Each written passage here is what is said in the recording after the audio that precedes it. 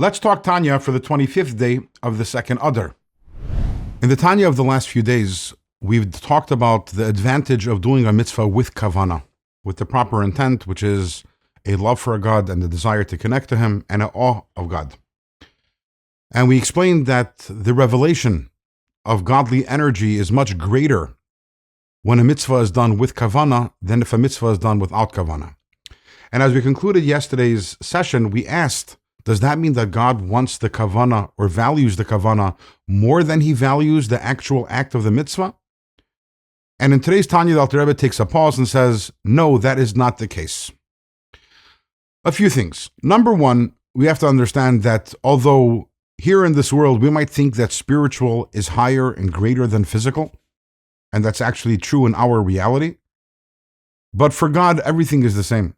God transcends the physical, God transcends the spiritual, everything is equal to Him because He's infinitely higher than everything. So we can't say that kavana, our feelings, inherently are more valuable to God than our actions. That's number one.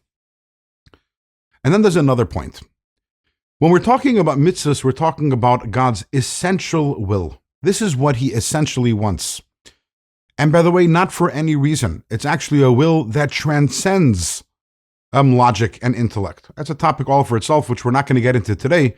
But we need to understand this is something that God essentially wants. Why is that important for us to understand? Because when you want something, but there's a reason why you want it, so how much will you want it? It'll depend on how strong that reason is. The stronger the reason, the stronger the desire. But what if there is no reason in the first place? It's an essential desire.